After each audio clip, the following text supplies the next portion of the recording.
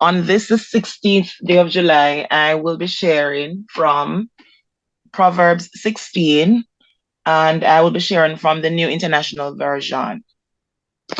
And it reads thus: To humans belong the plans of the heart, but from the Lord comes the proper answer of the tongue. All a person's ways seem pure to them, but motives are weighted by the Lord. Verse 3: Commit to the Lord whatever you do, and he will establish your plans. The Lord works out everything to its proper end, even the wicked, for a day of disaster. The Lord detests all the proud of heart. Be sure of this, they will not go unpunished. Through love and faithfulness, sin is atoned for. Through the fear of the Lord, evil is avoided. When the Lord takes pleasure in anyone's ways, he causes their enemies to make peace with them. Better little with righteousness than much gain with injustice. In their hearts, humans plan their course, but the Lord establishes their steps. The lips of a king speak as an oracle, and his mouth does not betray justice. Honest scales and balances belong to the Lord. All the weights in the bag are of his making. Kings detest wrongdoing, for a throne is established through righteousness. Kings take pleasure in honest lips. They value the one who speaks what is right. A king's wrath is a messenger of death, but the wise will appease it. Verse 15. When a king's face brightens, it means life. His favor is like a rain cloud in spring. How much better to get wisdom than gold, to get insight rather than silver. The highway of the upright avoids evil. Those who guard their ways preserve their lives.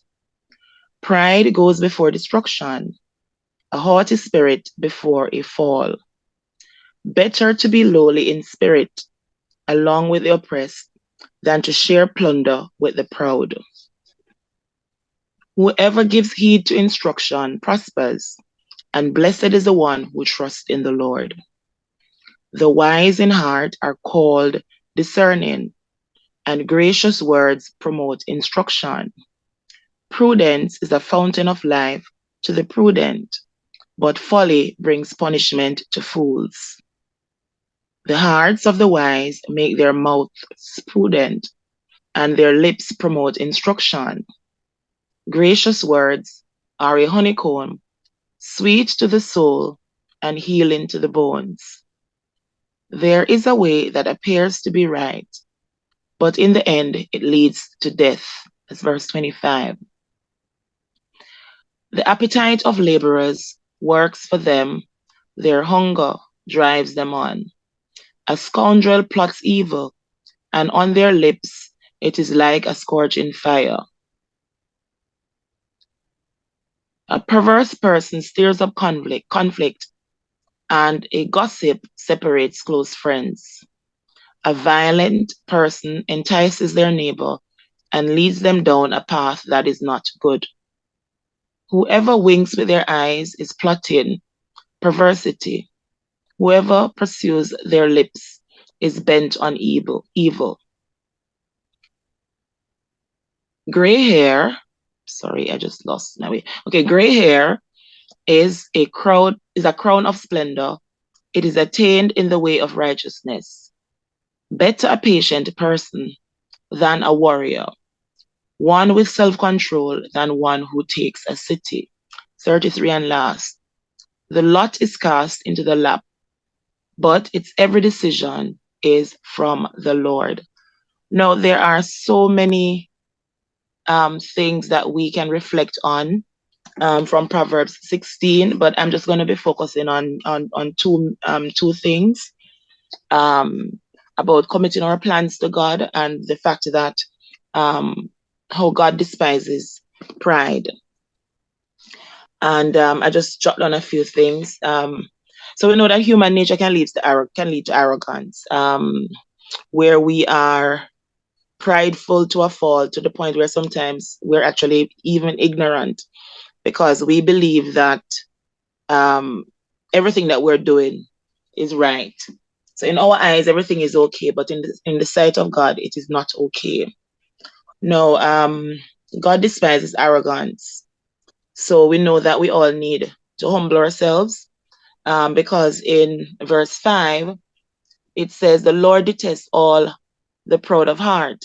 Be sure of this." And we know that they will not go unpunished. Now, how do we go about avoiding the problem of pride?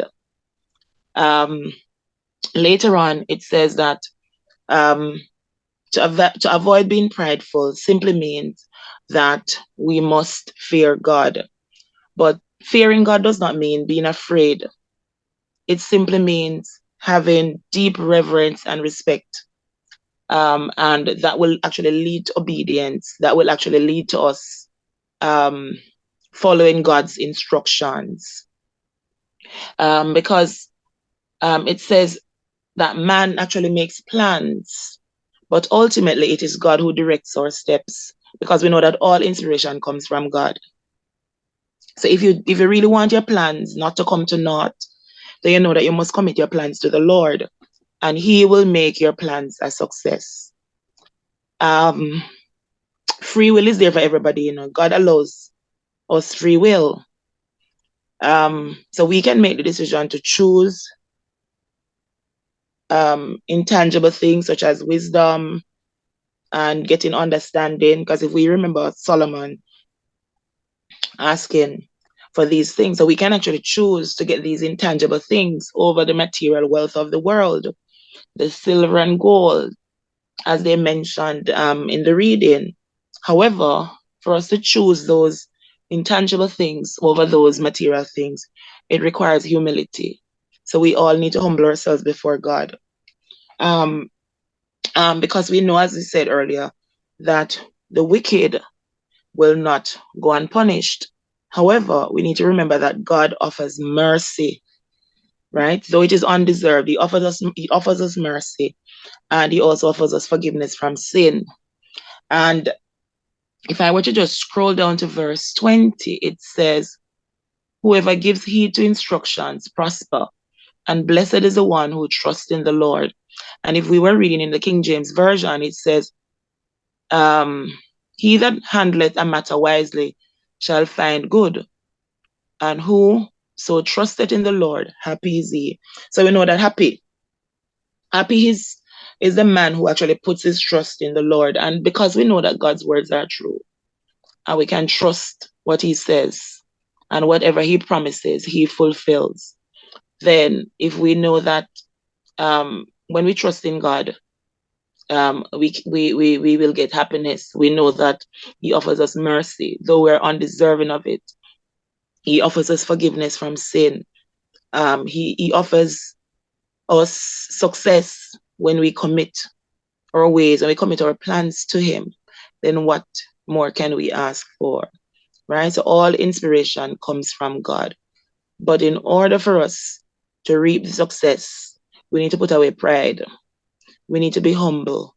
So humility must be the order of the day. Have a blessed day, everyone.